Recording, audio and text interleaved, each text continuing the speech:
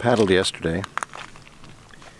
It's a bit of a different experience. We're quite used to paddling in the northern BC and in the lakes and rivers and even some fast-moving water in the rivers. But paddling on the ocean is an entirely different thing.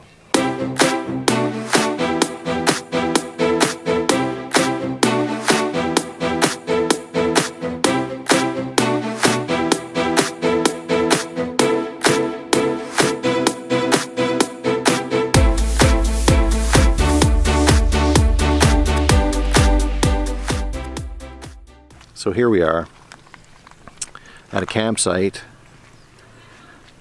on an island just between the mainland of Vancouver and Victoria.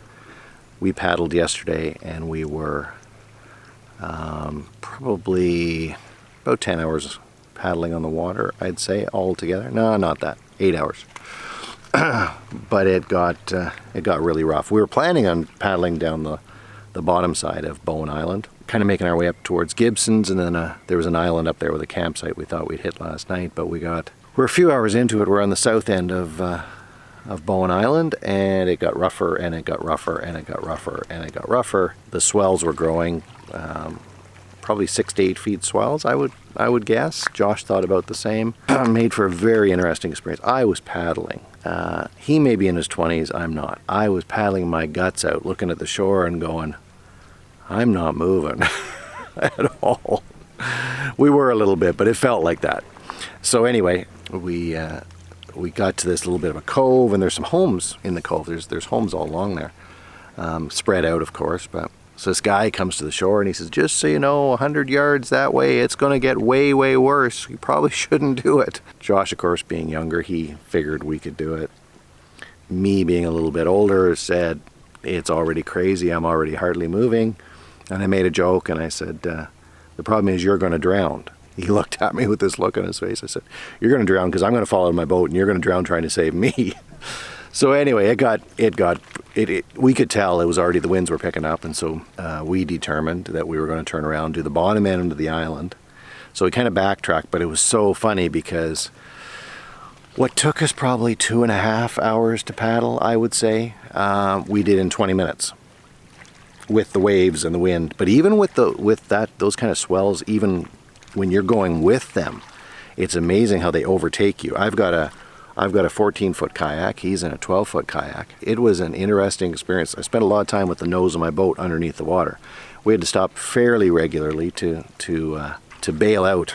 His boat doesn't leak, mine does, in around the hatch. So, but it was fun. Adventures are, as long as you're not over the edge, adventures are never ever a bad thing. So here we are. We made it last night to this beautiful little cove. It is a provincial park in here. There is a road to this. Where we're going to land tonight, I don't think there's not any roads. It's a smaller island, but here there is ferries that come across to this island, and looks like maybe one road that runs through it, but it's a decent size provincial campsite here, and but there's some sort of kids crew here of some maybe summer camp or something. So there's kids all over the place. What we found remarkable though was we woke up this morning, and you'll see there's sailboats and that behind me. Woke up this morning, I think there was 8, I counted them, 8 sailboats that had come in during the night. Boy, I've never had anything to do with sailing, but you can kind of see how people would enjoy doing that. They just kind of come in. They haven't come to the campsites at all. They've just anchored out there. I guess it's a quiet little cove and a good place to sleep. There's already been probably 4 of them that have gone out. Boy, if you don't get the opportunity, you really should take the opportunity just to get out away from it all. We do have cell phone signals here. I don't think we will tonight, but we do right now.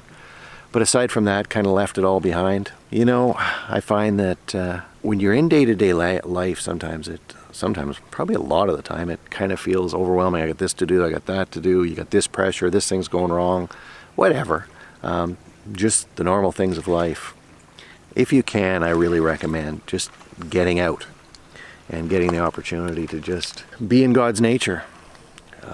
You will find that you get out into it, and sometimes you're just a matter of minutes and you're calm. And the things are still there. They're still in the back of your head. And if you wonder why I keep looking over, Josh just came down to the boats and he doing some sort of funny dance to distract me. It worked. Get out, enjoy it. I'll do a little spin around here.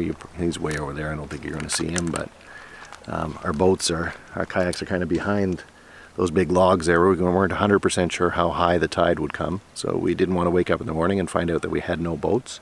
That would not be a good thing. So we covered, I think it was, let me think here. What did he say? High 20s, like 20, maybe 26 kilometers yesterday, something along that line, 20 to 26. A lot of it was backpedaling, but that's okay. It's all part of the adventure. I think I made the right call by deciding not to do it, because we're here, we're safe and sound. Beautiful morning, already ate breakfast.